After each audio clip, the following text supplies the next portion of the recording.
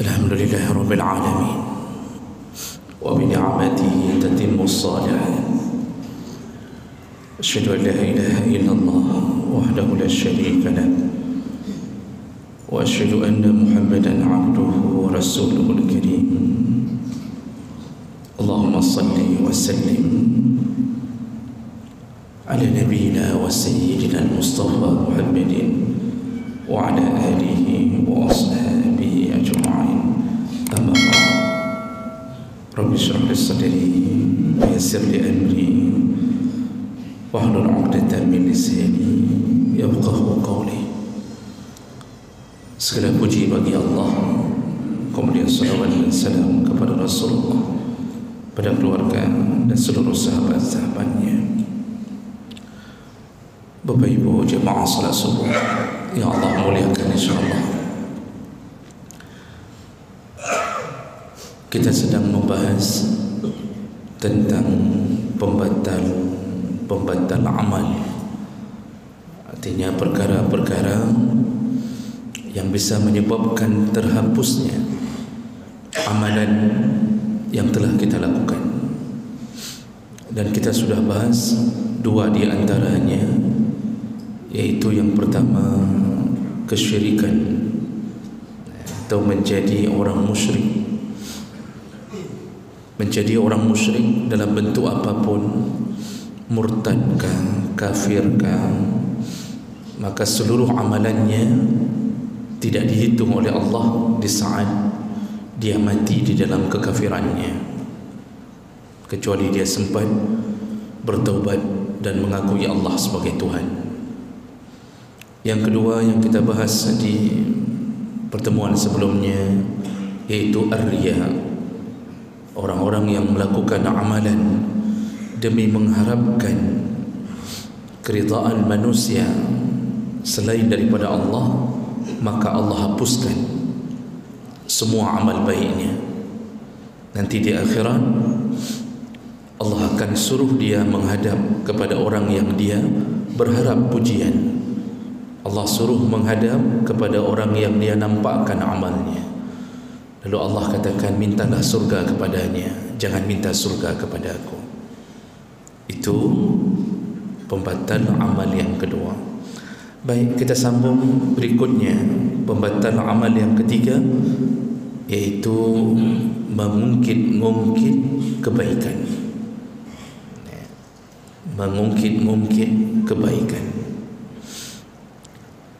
Di dalam Al-Quran Allah sebutkan beberapa kali tentang orang-orang yang suka mengungkit kebaikannya.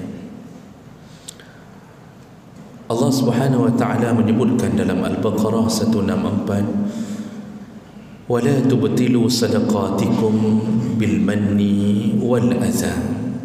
Janganlah engkau membatalkan sedekahmu dengan cara manni, yaitu dengan cara mengungkit-ungkit kembali, wal adza, juga disertai dengan adza.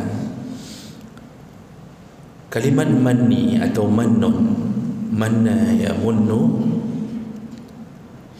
ini bermakna setelah berbuat lalu dia mengungkit kembali apa yang dia lakukan, dan harapannya agar orang tahu bahawa dia pernah melakukannya. Dalam semua kebaikan, tidak mesti hanya sedekah, namun Allah mengistilahkan dengan sedekah karena biasanya orang paling banyak mengungkit dalam sedekah. Allah mengatakan, jangan batalkan amalmu dengan sifat mengungkit ini. Ini membuktikan bahawa Allah akan hapus amalannya. Mengungkit-ungkit amal bisa dilakukan oleh seseorang yang kurang imannya. Jadi dia tidak percaya bahawa Allah telah menyimpan amalnya.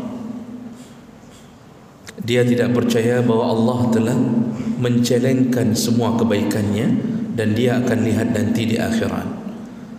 Karena ada rasa yang kurang puas dengan simpanan yang Allah buat, lalu dia ingin orang pun mengetahui kebaikannya. Kita biasanya paling sering mengungkit-ungkit amal kita ketika kita dalam keadaan marah.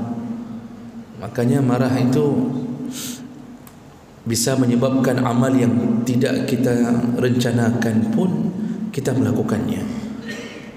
Dengan marah tidak ada rencana sebelumnya menceraikan isteri, karena marah kita ceraikan isteri.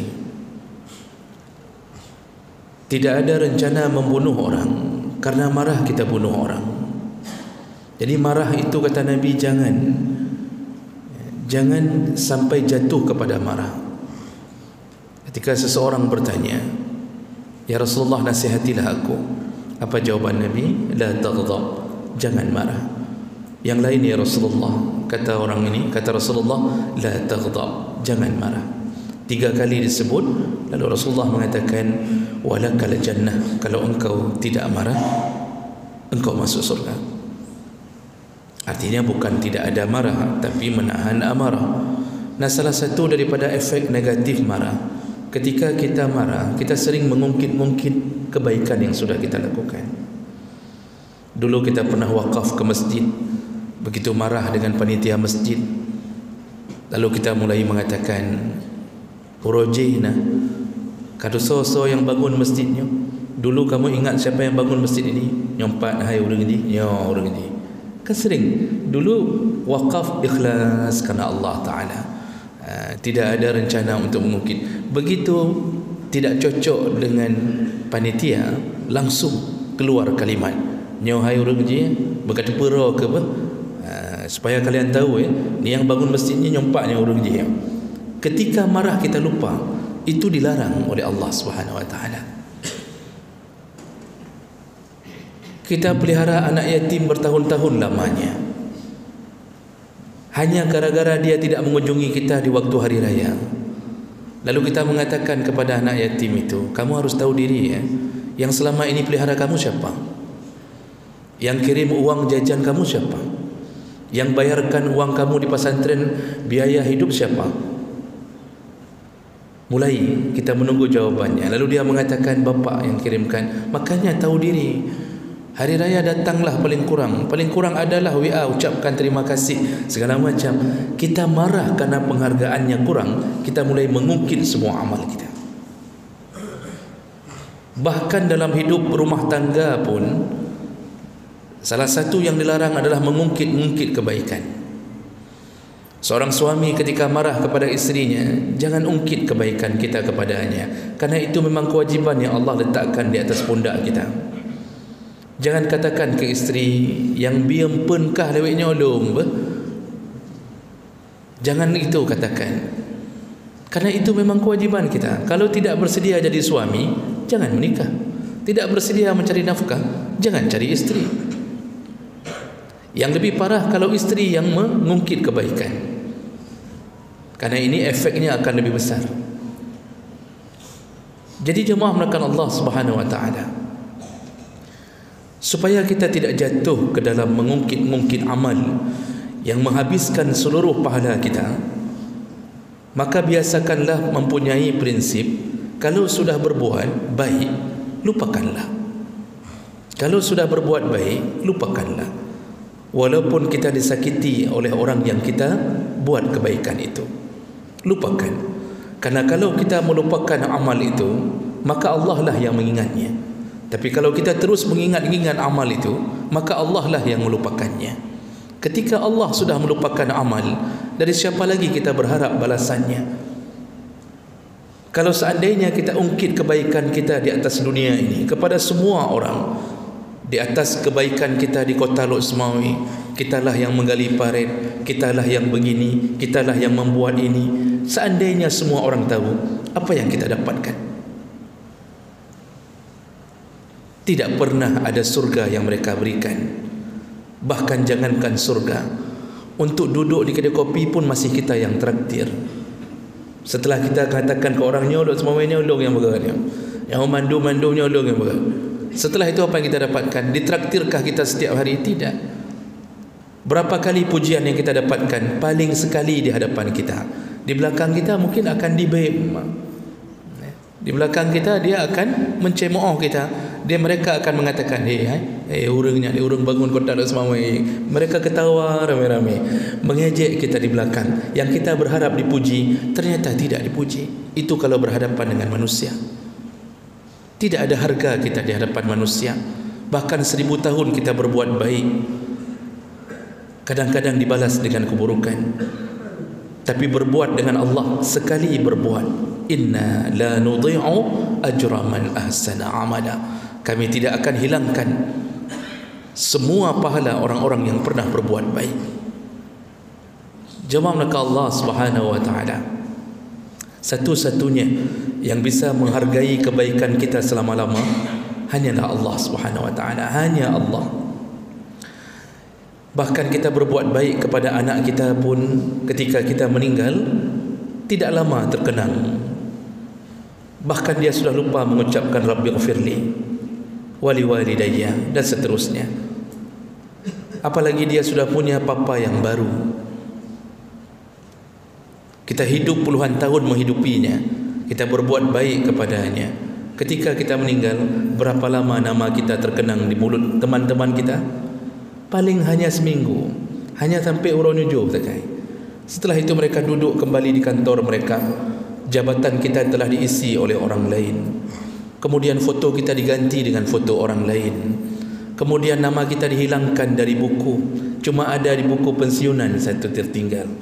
Kemudian waktu duduk di kedai kopi tidak ada lagi nama kita disebut. Hanya seminggu pertama disebut-sebut. Setelah itu terlupakan. Isteri kita pun dimiliki oleh orang lain. Anak kita pun sudah punya papa yang baru, bahkan lebih baik daripada papa yang lama. Belum, apa lagi yang kita harapkan? Kalau sempat kita ungkit amal itu selama kita hidup, di dunia tidak dapat apa-apa, di akhirat pun telah hilang. Hilang segala-gala. Yang sedekah kita hilang, semua yang kita berikan hilang. Pekan gaduh pujo-pujoro, gaduh pegahro bahwa inilah saya, inilah kebaikan saya. Makanya Allah mengatakan, wala tubtilu sadaqatikum bil manni. Jangan batalkan sedekahmu dengan mengungkit-ungkitnya kembali. Walaupun dalam keadaan marah, usahakan jangan ungkit kebaikan. Lalu Allah sambung dengan kalimat wal adza. Biasanya mengungkit kebaikan itu beriringan dengan azza. Azza itu menyakiti perasaan orang yang kita berbuat baik dengannya. Seperti cerita misal tadi, kita sudah buat baik ke anak yatim, orang miskin kita kasih sedekah, lalu kita ikuti dengan mengungkit. Ketika mengungkit itu, perasaan anak yatim itu tersakiti, orang miskin yang kita tolong itu tersakiti. Semua akan begitu.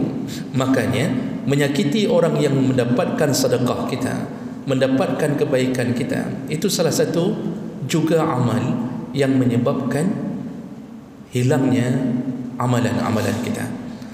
Allah Subhanahu wa taala dalam Al-Baqarah 162 Allah sebutkan, الذين ينفقون أموالهم في سبيل الله ثم لا يتبعون ما أنفقوا منا ولا أذى.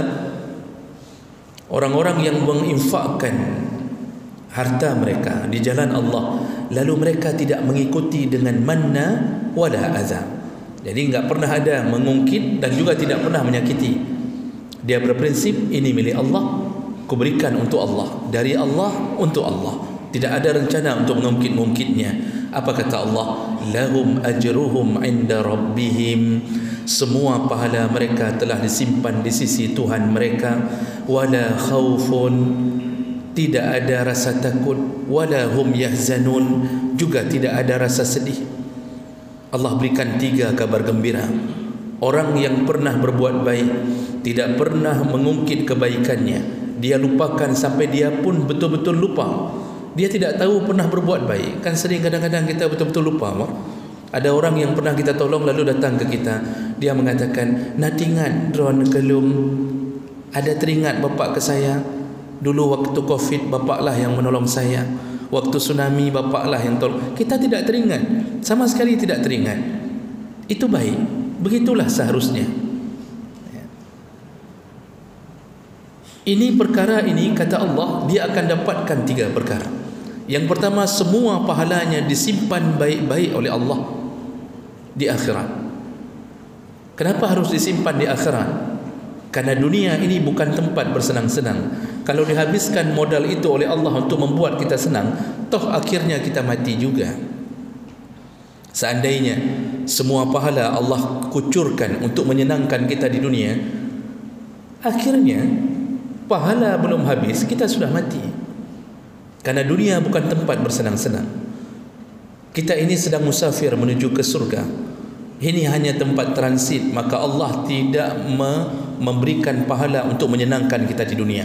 Allah simpan di akhirat, yaitu negeri yang penuh dengan kebahagiaan. Negeri yang tidak ada lagi rasa takut terhadap mati. Khalidina fiha abada. Selama-lama tinggal di surga. Bayangkan, hari ini orang kaya pun masih takut. Jangankan takut mati, orang kaya hari ini yang sudah penuh ATM-nya dengan miliaran rupiah, tidak usah bilang takut mati. Mereka takut dengan kolesterol, mereka takut dengan terjadinya diabetes, mereka takut kalau stroke. Uang banyak, kambing lewat, tidak bisa dinikmatinya. Dia sanggup beli kambing sampai 10, tapi tidak bisa dimakannya. Ini dunia, inilah kerendahan dunia. Maka Allah simpan di akhirat, berbahagialah di akhirat selama-lama. Tidak perlu lagi kerja, tidak perlu lagi surat-surat, tidak perlu lagi ijazah, tidak perlu, kata Allah. Hiduplah berbahagia. Bahkan kesibukannya luar biasa, sibuk dalam bahagia. Tidak ada selingan dengan penderitaan. Kita hari ini sibuk dengan penderitaan. Bahagia ada, tapi diselingi dengan penderitaan. Lalu Allah katakan yang kedua pahalanya, la khaufun alaihim. Mereka hidup tanpa rasa takut. Dan ketika mati pun tidak ada rasa takut. Orang yang disimpan oleh Allah pahala sedekahnya, ahli sedekah, ahli berbuat baik, beramal saleh, ketika mati tidak ada rasa takut sedikit pun. Jumpa dengan malaikat maut diiringi dengan senyuman, bahkan rindu kapan datang malaikat maut. Orang baik itu tidak takut dengan maut. Orang baik merindukan mati karena dia ingin istirahat dengan kebaikannya. Dia ingin istirahat dan dibalas oleh Allah seluruh salat tahajudnya. Orang baik itu ingin dibalas dengan apa yang dia sabarkan selama ini di atas dunia. Maka orang yang beramal saleh, la khaufun, termasuklah salah satunya yang berharap-harap pahala dari Allah, tidak ada rasa takutnya ketika mati. Lalu Allah sambung pemberian yang ketiga, wala hum yahzanun, juga mereka tidak akan bersedih. Maksud bersedih, biasanya kita meninggalkan dunia ini, kita mulai terfikir bagaimana keadaan istri kita, bagaimana keadaan anak kita yang yatim, bagaimana keadaan harta kita, bagaimana nanti kalau mereka begini dan begitu. Bagi mereka yang selalu beramal lalu menyembunyikan amalnya, tidak ada rasa sedih, kata Allah. Malaikat akan berkata kepadanya, menuju Allah, pergilah menuju Allah dengan keadaan bahagia. Anakmu, istrimu, semua hartamu kami yang jaga. Itu salah satu tafsir menyebutkan itu. Malaikat menyebutkan, bah kamu jaga, anakmu tetap akan jadi orang saleh, biar kami yang melanjutkannya. Begitulah keadaan orang-orang yang tidak mengikuti sedekahnya dengan mengungkit-ungkit. Jemaah melakukan Allah Subhanahu wa taala. Lalu kemudian dalam hadis disebutkan oleh Allah Subhanahu, disebutkan oleh Nabi sallallahu alaihi wasallam, salah satu hukuman bagi mereka yang suka mengungkit-ungkit amalannya. Rasulullah sallallahu alaihi wasallam menyebutkan, salasatun la yaqbalullah minhum sarfan wala adlan. Ada 3 orang yang amalannya tidak diterima, sarfan wala adlan, baik amalan wajib maupun amalan sunnah. Ada 3 kelompok orang yang amalan wajibnya tidak diterima, apalagi amalan sunnahnya. Siapakah mereka? Yang pertama, aqun, yaitu orang yang durhaka pada orang tuanya. Dia durhaka, dia sakiti orang tuanya, lalu kemudian dia salat berjamaah, maka jamaahnya sah tapi tidak diterima Allah Subhanahu wa taala. Apalagi salat tahajudnya, apalagi duhanya, tidak akan diterima Allah. Yang kedua, wa mannan, orang yang suka mengungkit-ungkit amal. Ini termasuklah mengungkit amal, tidak mesti dengan lisan. Kadang-kadang kita pakai tulisan, update status, mengupdate status bab Facebook, yang termasuk mannan. Pulang solat jamaah, update status, alhamdulillah telah kutunaikan subuh hari ini karenamu ya Allah. Tulis dia bab status, angkatlah di Facebook, tunggu orang komen di bawah, Masya Allah, luar biasa bapak ni, kok bisa solat subuh tidak pernah berhenti, waktu duhur pun masih solat subuh. Nah mudah-mudahan lagi ni urung komen macam-macam ibu gadum kan. Kita berharap-harap puji orang, lalu kita ungkit sendiri amal kita, kebaikan kita, semua dihabiskan Allah Subhanahu wa taala. Yang pahala dari 2 rakaat sebelum subuh lebih baik daripada dunia dan isinya, Allah habiskan, Allah hapuskan semuanya. Dan jemaah melakukan Allah Subhanahu wa taala, mannan termasuk yang tidak diterima amal. Kemudian orang yang ketiga adalah mukazzibun bil qadar, iaitu orang yang mendustai takdir. Ini akan kita jelaskan di pertemuan berikutnya. Ini hukuman bagi mereka yang suka mengungkit amal. Dan kemudian nanti di akhirat apa yang terjadi pada mereka? Allah Subhanahu wa taala, Rasulullah sallallahu alaihi wasallam menyebutkan mannan, iaitu pengungkit amal, Allah akan membuat dia menderita dimulai dari padang mahsyar. Allah tidak akan lihat dengan pandangan kasih sayang. Makanya hadis Nabi yang terakhir yang akan kita bacakan, iaitu salasatun la yukallimuhum Allah yaumal qiyamah. Kata Rasulullah, ada 3 orang yang Allah tidak akan ajak bicara mereka di hari kiamat. Maksud tidak ajak bicara, Allah tidak akan memberikan kabar gembira kepada mereka. Allah biarkan mereka dalam derita mereka. Wala yanzuru ilaihim wala yuzakkihim, Allah tidak mau lihat mereka, Allah juga tidak akan mensucikan mereka. Walahum azabun alim, dan mereka akan mendapatkan azab yang pedih. Ada 3 orang ini, Allah tidak ajak bicara, Allah tidak lihat, Allah biarkan mereka dalam azab yang pedih. Lalu para sahabat bertanya ke Rasulullah. Qala Abu Zar, sahabat yang bernama Abu Zar bertanya, khabu wa khasiru, sungguh celaka dan rugi mereka ya Rasulullah. Manhum ya Rasulullah, siapa mereka ya Rasulullah? Yang 3 orang itu. Apa jawaban Nabi? Qala, yang pertama adalah al-musbil. Musbil, iaitu orang yang melakukan isbal. Isbal itu menurunkan kain di bawah mata kaki. Musbil.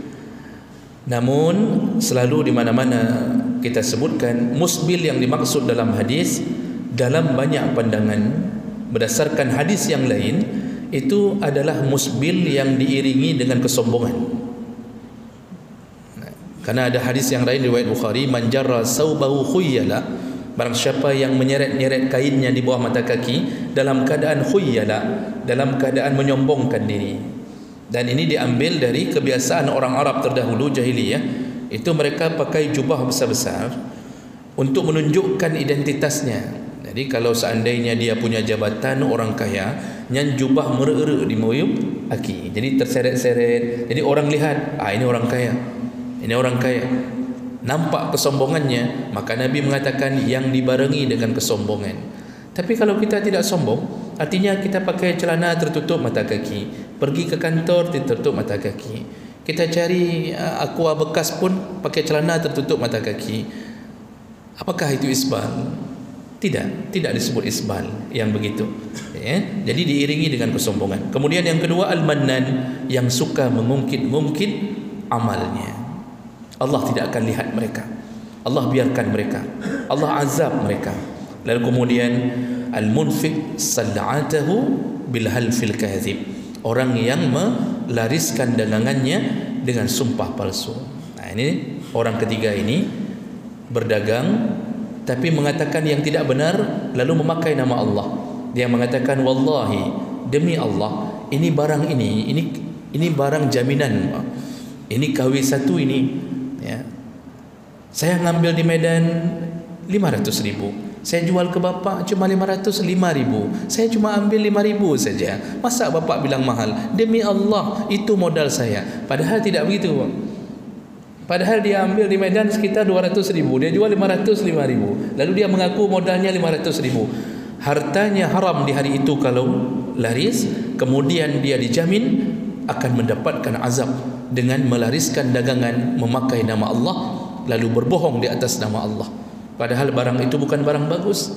Nah, inilah 3 orang yang Nabi sebutkan akan menderita di akhirat nanti, dan salah satunya adalah mereka yang suka mengungkit-ungkit amalannya sebelum kematiannya. Maka oleh karena itu, jagalah diri, jagalah lisan, jagalah tulisan.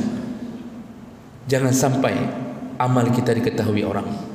Simpanlah baik-baik, cukuplah kita dan Allah yang menjadi rahasia antara kita dan Allah.